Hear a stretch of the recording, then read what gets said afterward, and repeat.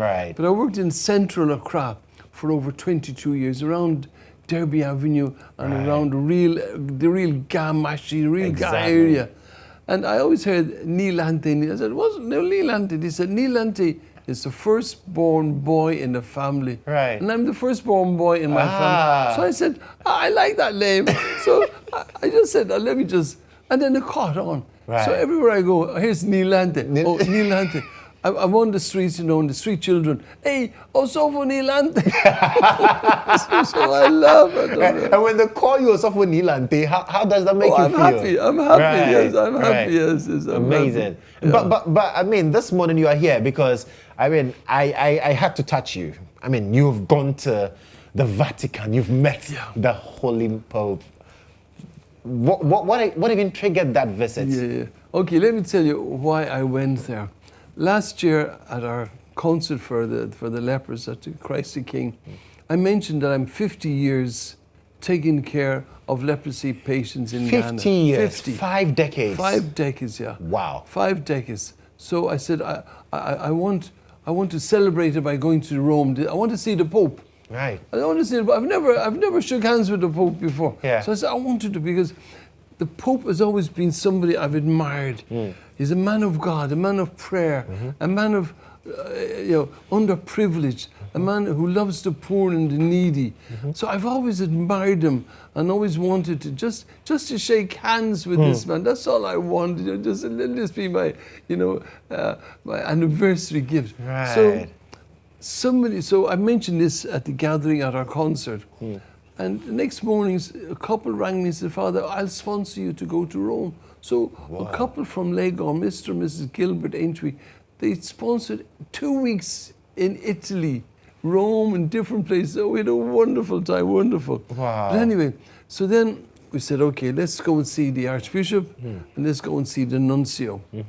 So I went to see both of them, and they had to write a special letter to the Secretary of the Pope. And I don't know what was in the letter, but obviously they touched their lives when they heard, my work, 50 years working with lepers, street children, and the poor and the needy. So I got a letter back to say, I'm having a private audience. I said, yeah. Wow. Private audience. Because normally you have big groups. Exactly. They shake hands with the Pope and they take the whole and say, but this was private, in his private library. Just the two of you? No, there were a few others who came, Right. they came with me. The couple that sponsored me, they came with me. Okay. And also the ambassador from Ghana to Italy. Ambassador Marini Benya and her husband, they came. So we sat around his desk, and just talking to him, just being with him, shaking hands with him. I take him for it. There was something special. I mean, I've never felt so happy meeting this man of God. He's a real man of God. He's a man of prayer, a man who loves the poor, a man who's always fighting for the poor, fighting for the needy, and somebody I've always wanted. And I just stood there, and we were together, and I've linked him. In one photograph, I've actually linked him. The two of us are like this. It's like a father. Wow. It's like a father figure. Right. And we sat down, and he asked me my work, what am I doing? So I told him my work all these years with lepers and the different leprosy, taking care of them, feeding them, begging for money for them, bringing them to hospital and one thing and the other.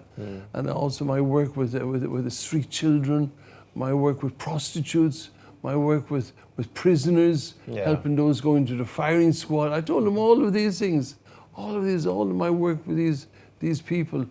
And then he stopped and said, Father, he said, how old are you? So I said, I'm 78. Then he said, Father, you are a brave man. Wow. I said, you are a brave man. He said, keep it up. Don't get discouraged. Don't give up. Keep on doing what Jesus wants you to do. Oh, keep on doing and that's you. Yes. That's the Pope. This is Siva holding hands here. I can tell you were really excited at this particular one. I wore my black cassock, and we just held hands together.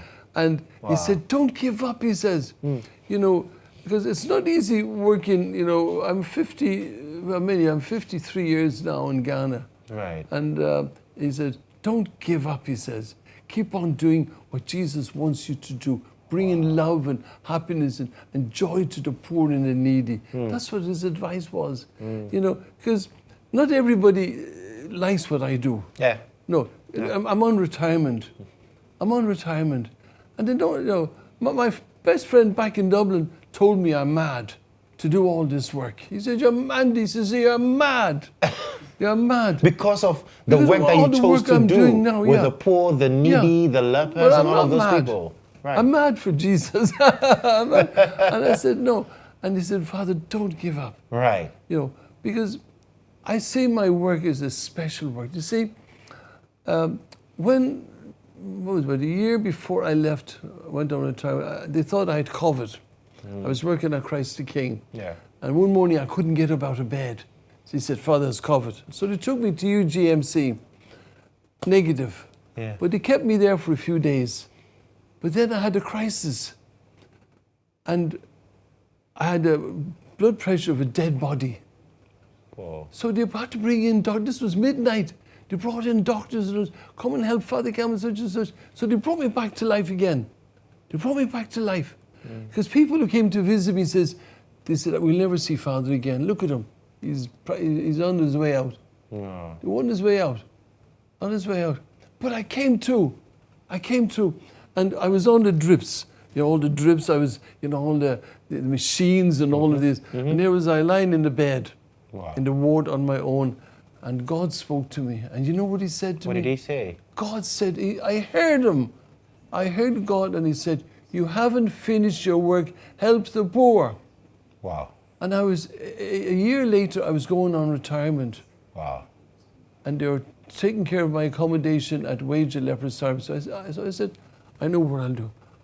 I am not going on, I'll retire, yes, retire from Christ the King. But I want to go to Wager, and I want to stay there and spend my life there. I want to die in my boots. Wow. So that's why I'm doing this work now. So you're continuing the work despite retiring from Christ the King, and of course, all of this. So what I want to find out is your meeting with the Pope. What will it do to your work? It's inspired me to continue to do more. There's no going back for you. It's inspired me to tell everybody, you know, many people are sleepwalking in Ghana today because they don't know what life is about. They're not happy. They're not happy. They're not fulfilled. They're not happy because they're looking after what? Materialism, money, land, a car, all sorts of material things, and not the things of God. Not the things of God. They're not looking for those things. They're looking for happiness in a different place. And the Pope reminds us, that we must give and share.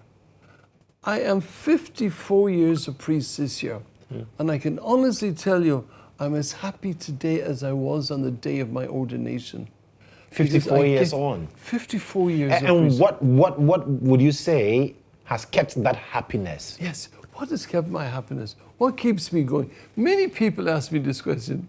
Many people, they say, well, Father, what keeps you going? Why? And I'll tell you what keeps me going is my life with God, my spiritual life, my prayer life. That's why I take inspiration from this man. All right. And I get the inspiration also. My patron is Mother Teresa of Calcutta. And Mother Teresa, somebody I admire. And one day, a young priest came to her. And the young priest said to Mother Teresa, Mother, I'm just ordained. I want you to advise me. What should I do? What advice do you give me as a young priest? So he thought, Mother Teresa, go and help the lepers. Go and help the handicapped. No. Mother Teresa said, spend 1 hour in prayer before the Blessed Sacrament every day. 1 hour. In quiet prayer. And that's what we don't do. We don't value the gift of silence, the gift of silent prayer, the gift of spending time with God. Because when we spend time with God and we feel the presence of God and we know God touches us, God speaks to us in prayer, God encourages us in prayer, God guides us in prayer. God is the one that tells us, don't give up. don't give up. I mean, you look back in my years, you look back in my years, 53 years, they haven't been easy. Right. It's not every day has been a rosy day. What has kept me? Why didn't I pack bags and say, I'm leaving? Exactly, because you were in a very difficult field. I mean, talking about the kind of people that you have to deal with daily in this mission. Was there ever a point where you felt, this is too much? This is not, it's too much like what I packing bags, I'm going home. Oh, many times. Of course there has been. But I didn't. Yeah. What kept me here was my relationship with God. And that says, look, you have a mission. I have a mission. And when you read the Bible, Psalm 41, and it says, those who take care of the poor and the needy, God will bless you. Yeah. On your sick bed, I will raise you up. I will raise you up. On your sick bed, I will raise you up. And that's what happened to you. That's what happened to me at UGMC. God raised me up. The fulfillment of Psalm 41. People don't seem to realize the blessings you get in giving. Today, we're more concerned with material things.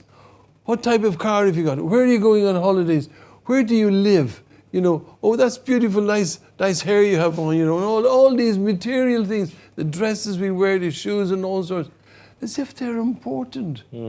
They're not. The important thing is relationship with God. With God. Because that's what the Bible tells us in the Psalms. The man with clean hands and a clean heart will climb the mountain of God. And we all want to climb that mountain. Right. That's what gives me inspiration. When I look back at my over 50 years, and I meet many people who I've taken care of. Maybe sent them to school, helped them in an operation, helped them buy medicine, helped the families. And I'm so happy that I've been in that position to be able to assist these people. These are people down in Cape Coast. Right. Lepers in Cape Coast. Cape Coast. And there's so much joy on their faces. I'm just so happy, to be able to assist them. Because the greatest problem we have with the lepers in Ghana is a stigma. People are afraid to go near them. When they see me putting my arms around them and hugging them, look at my hands. Look, have a look at my hands. They're fine. There's nothing, the stigma that people are afraid to go near them, to touch them. That's why people prefer to go and give gifts to other institutions rather than to go to a leprosarium. Yeah. Which is sad. It's sad. So this is my life. Is to help these people, to give them hope, to give them encouragement, to support them in every way. Because we're helping one little girl. There's one little girl. Her name is Priscilla. Priscilla came to us about 2-3 years ago. And she was from the north, from Wa. And she was in hospital. And the family wanted to take her. She was only 2 then. And the family wanted to take her out. This is probably when you were much younger. The family wanted to take her and do rituals. And you know what that means? Because one of this little girl's sister, they killed her. They killed her because she had leprosy. So they wanted also to kill this little girl. So we took her to Waja. And we've been looking after her for the past 3 years in Waja. Wow. Past 3 years. Wow. And when she came, she had an infection on her feet, on her right and left foot. The right foot we were able to cure. But the left foot, it came into the bone and it spread right up. And she's had 3 operations. Wow. 3 operations, amputations. So her leg has been amputated here. 3 operations. We've taken her to different places. And the wound won't heal. And there's a hole inside it. The wound won't heal. We've tried and tried and tried. So the vice president, who's our patron of the Lepers Aid Committee, he's been so supportive of our work. He said, Father, you send her out and I will sponsor her. So we're arranging for to send her to Rome. Oh, Priscilla is going to Rome. She's going to Rome with one of our social workers, and they're going to Rome. And they're going to the children's hospital. The Pope has a hospital in Rome, a big hospital. Wow. Big hospital there. So she's going to that hospital. And the vice president is paying for everything for this little girl. Wow. So this is the problems we have that, you see. That was a delegation. Yeah, that was a delegation. Wow. It was wonderful. It was just. I'm sure when you see the pictures, it reminds you of the euphoria and how it all felt when you were there. The joy of serving the poor. I mean, when I think of my friend at home, Andy says, "You're mad. You're mad." I mean, I'm not mad. You've got to meet the Pope. The joy and happiness. Through the work that you're doing. Yeah, the joy and happiness I have of being with him and to see, an occasion like this. I mean, this is what presidents and other people get when they go and see the Pope. Who am I? Yeah. I'm just an ordinary priest. You're an Ilante. With my the greatest title you can give me is Father. Father. I'm a father to everybody. That's the title. That's the title. The only title I want is to be father to children, to be father to adults, to be father to the poor, to the needy. That's all I want. And I'm sure that a lot of people are wondering, so yes, this meeting with the Pope has given you inspiration to do more. Impetus, and to tell everybody, look, if you want to be happy in life, share. Give to others. Because if you're a man of prayer, and you pray every day, your heart is filled with God's love.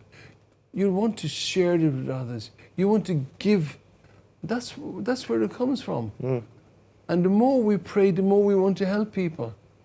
Help the poor people, help the sick people, help others. That's where my love of God overflows into helping the poor and the needy. And that's where, when I meet a man like this, he's a living saint. He's a living saint. He's just holding his hands, just holding it there. I mean, you feel, this is a saint. It was awesome. Yeah. It was awesome. Yeah. I'll never forget it, never.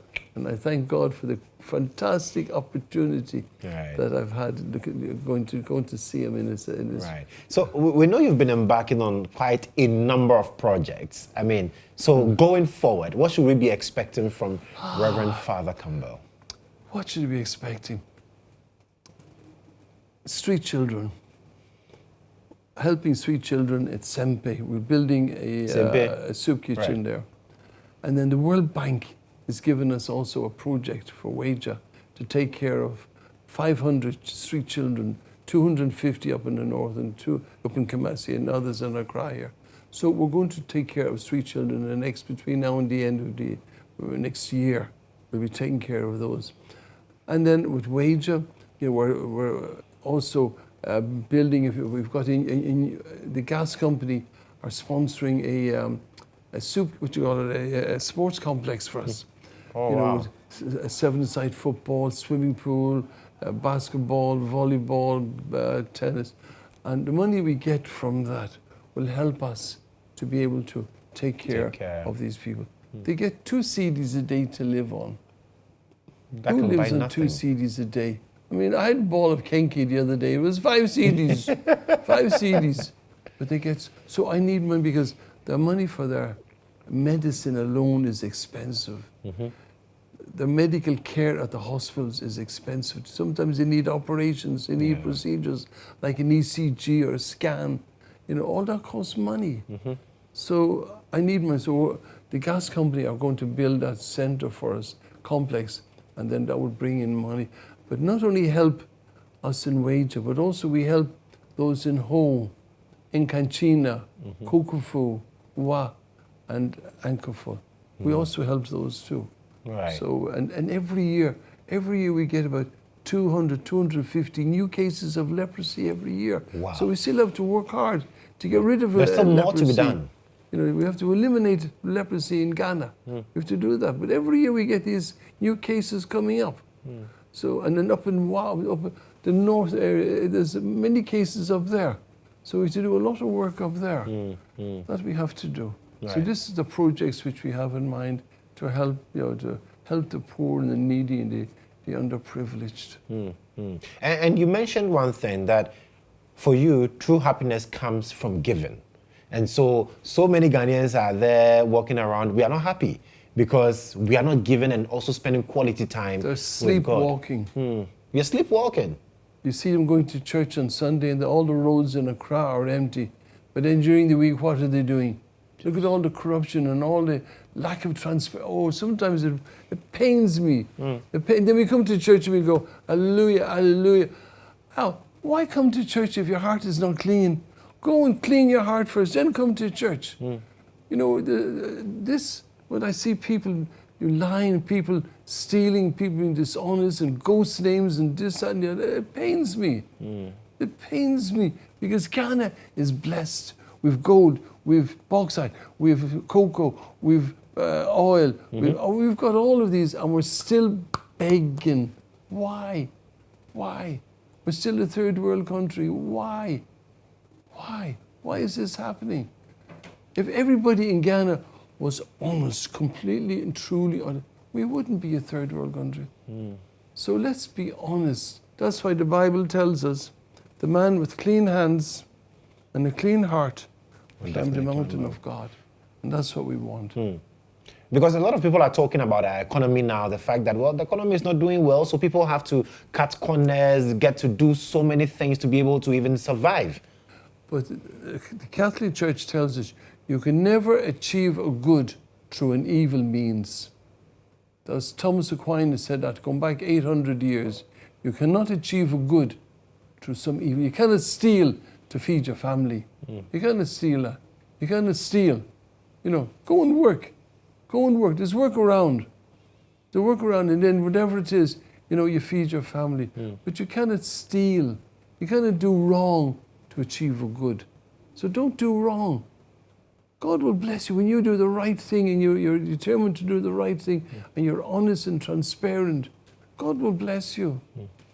Because we see ourselves at a point where currently the youth, so many people doing so many things simply to get by. And now most of them have also identified, well, I went to school with this guy, he entered politics, in just a few years he was able to get stuff, let me also go there.